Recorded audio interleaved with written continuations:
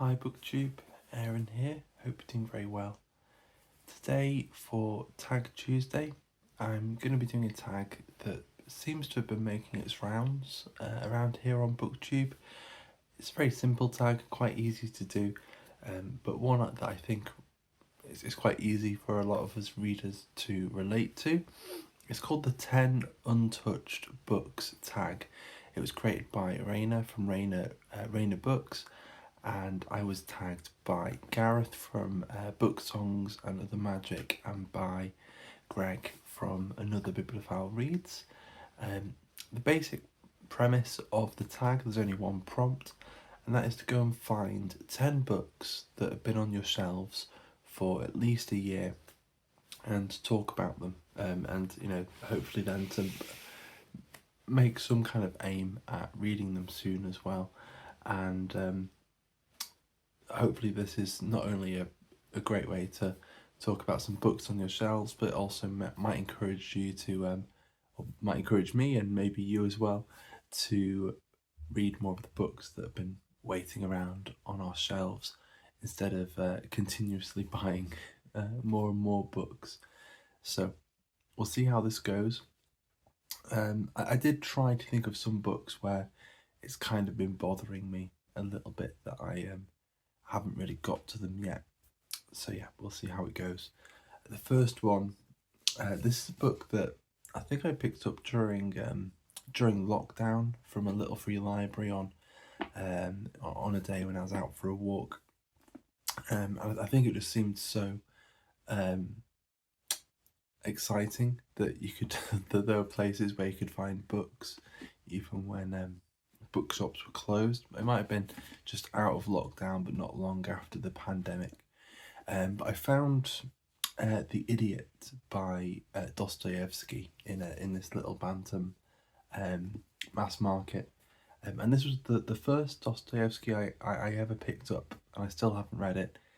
And yet for some reason I've read Crime and Punishment since, and I've also read The Brothers Karamazov twice. So there's no reason why I shouldn't have read this by now. So I think it'll be the next Dostoevsky that I get to, and it's about a young man called Prince Mishkin.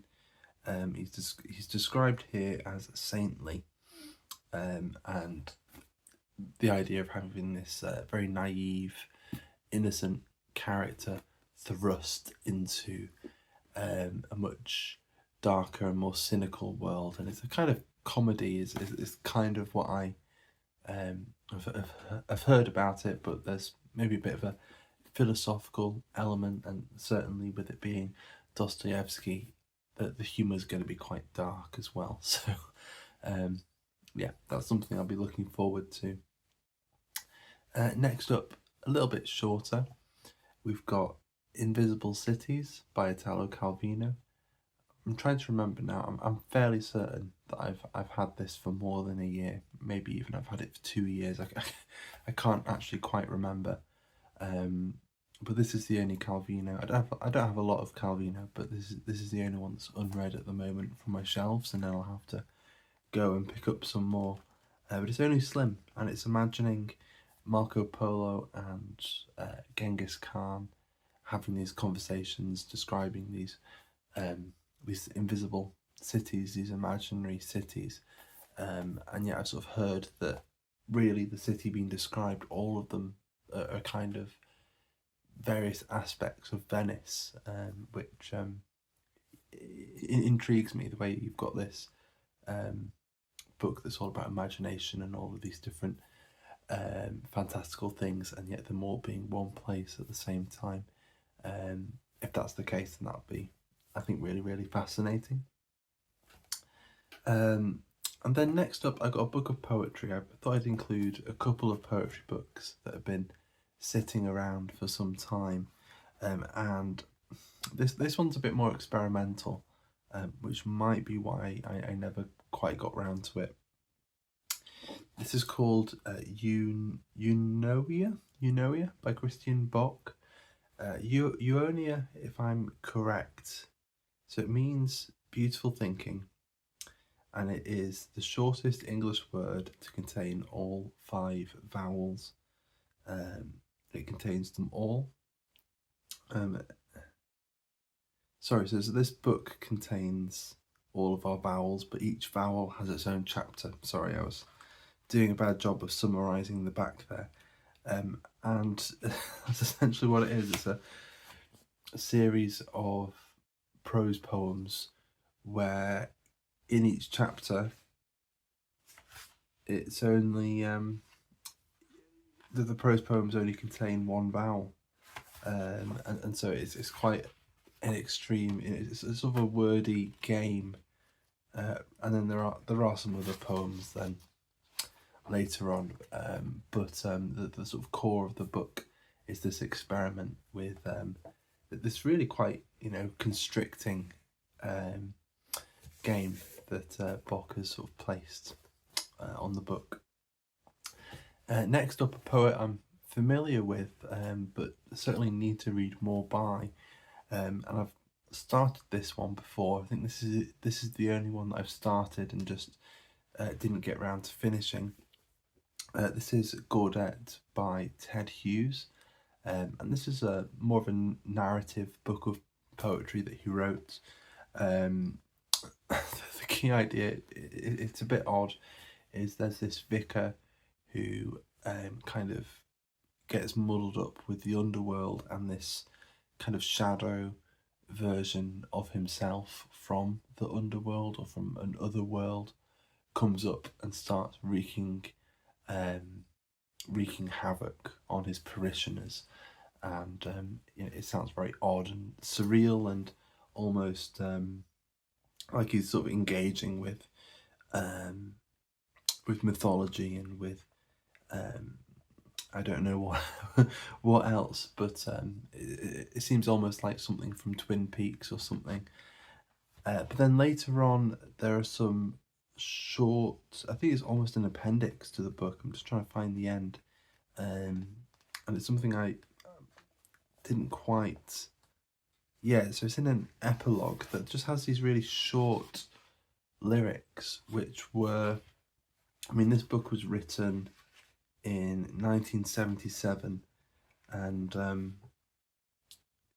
it seemed like sort of Hughes was either retreating into nature poetry or into these weird books that were quite odd and symbolic and mythical, and there seemed to be a block. And from reading Jonathan Bates' biography of Hughes, there's this block where what he's really trying to do is write something deep down of himself and to come to terms with the deaths of Sylvia Plath and of Assia Wevel, and to come to terms with it, with his complicity and his just all of the feelings there that he'd eventually do or try to do in Birthday Letters, his last collection of poems. It'd take him the rest of his life to actually get to this point where what you're reading on the page is the poet actually thinking things through, the kind of thing you'd expect from a Wordsworth or someone like Seamus Heaney, I suppose.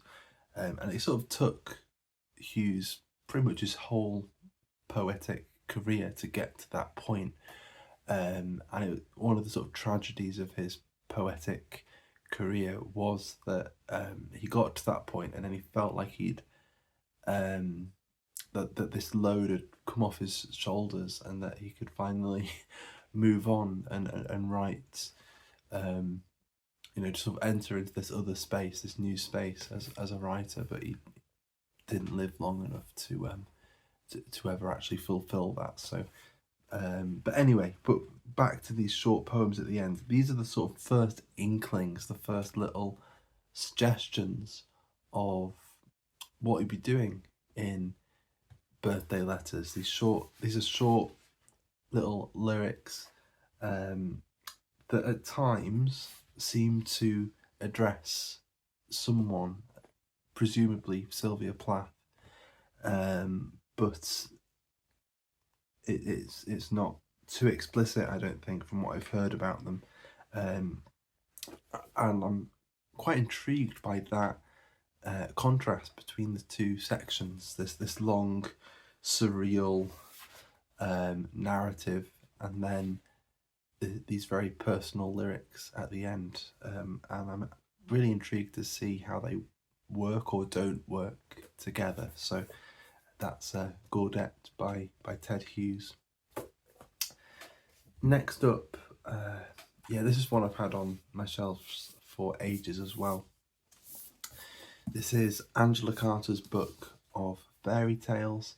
Angela Carter is very well known for her, for the Bloody Chamber and for her reimagining of traditional fairy stories. And this is an anthology that she put together. I think they're all her own versions of fairy tales and folk tales and legends from all around the world. So yeah, it's her pick of Mother's Goose's feathers.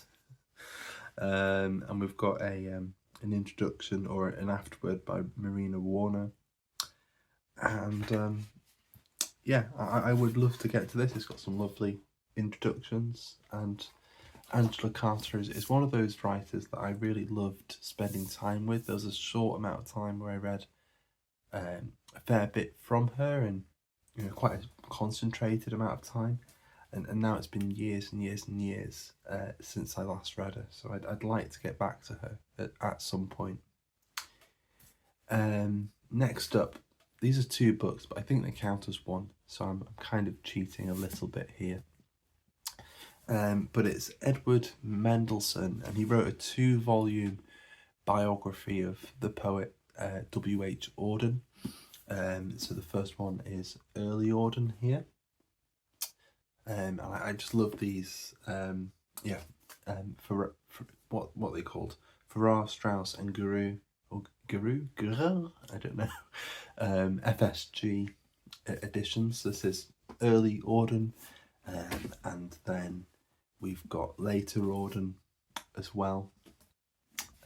Together they come to, I'd say, about 800 pages.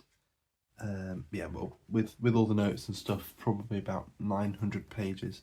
And I've read a bit from Auden. I've read his selected poems at least, but certainly need to dive in a little bit deeper. And I quite like Mendelson to be my guide into that exploration. And then, so where are we? We're past halfway now. Next up, we've got, I suppose this is multiple books as well. This is Parade's End by Maddox. I've never read anything by Maddox, I don't think, but he's one of those sort of important early 20th century modernist writers, but it really contains 4 books. It's Some Do Not, No More Parades, A Man Could Stand Up, and The Last Post.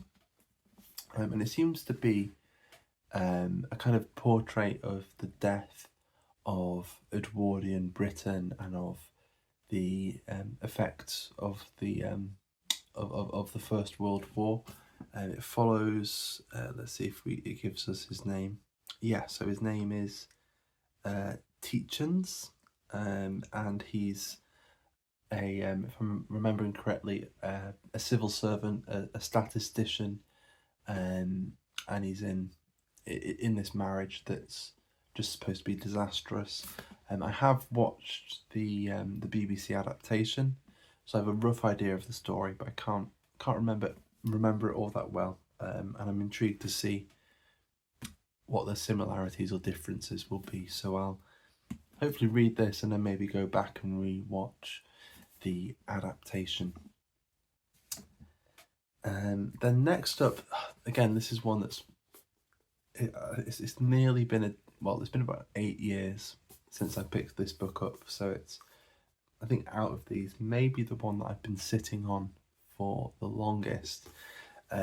This is The Maker of Swans by Padraig O'Donnell, and this seems to be a sort of a mystery book, a world of secret societies, And I think I picked this up around the time I read The Luminaries by Eleanor Catton. And for some reason I was just kind of getting the impression that, it's probably a very different book in how it's written. But this world of intrigue and secret societies and mysteries appealed to me. So I thought I'd pick this up. Let's see what it says. Does it even mention? Yeah, the words secret society are on the back there. But we'll see. And it's a lovely cover as well. But I've had it on my shelves for so long and just haven't got round to it. So hopefully I'll get to it before too long. I think I am going to try and make the effort to get to all of these books in the next 12 months. So we'll see if I hold myself to that. 2 more to go. This is another one I've held up in. When you do these tags on booktube, there's often a prompt about a book that you've been meaning to get to for a long time or something like this, and I'm sure I've used this book for that prompt a few times. This is Peter Hoig, and this is Miss Smiller's Feeling for Snow, or Smiller's Sense of Snow. In this, I think this is an American edition, so it's down as Smiller's Sense of Snow. But I preferred the title Miss Miller's Feeling for Snow, and so I've bordlerized this edition by putting a little a little sticky note on it, and I'm writing the name there. Yeah, at least, well, it's Picador, who I think they're a British publisher, but I'm fairly certain. No, yeah, it does. Yeah, I'm not sure. No, it does look like this is an American edition. Either way, I'd like to get to this. I like Peter Hoag. I've read his The Book of Danish Dreams. So I'd like to get to this, and I think this is the book that he's famous for. And then finally, the last book, similar to the Dostoevsky situation, where this was the first book by a particular author that I picked up, and then since then I picked up another book by them, read it, enjoyed it, and I still haven't got back to this first book that I picked up, and that's The Goldfinch by Donna Tartt, which I think is a kind of story of obsession. It seems to be about a young boy who's obsessed with this painting of a goldfinch, and then about him, I think, stealing the painting and getting caught up in this sort of criminal underworld. That's, I think, kind of what it's about from what I've heard and from my faint rememberings of the synopsis in there. But yeah, I've been meaning to get to it for a while, just never got round to it. But that's the last one, and as I said, I'm going to try and get to all of these before the end of the year. So if you've read any of these books, and if there are any here that you would really heartily recommend, then please let me know, and I'll see if I can prioritize it. I have been a bit cruel to myself. There are some books that I've had for well over a year that I'm already kind of planning to read. Some of them quite big, I think, and so this is sort of scuppering my plans a bit, or just adding to my to my already quite full plate. So we'll see how it goes. But that's my 10 or 11 untouched books. But yeah, thank you very much for watching, and I'll see you soon. Bye bye.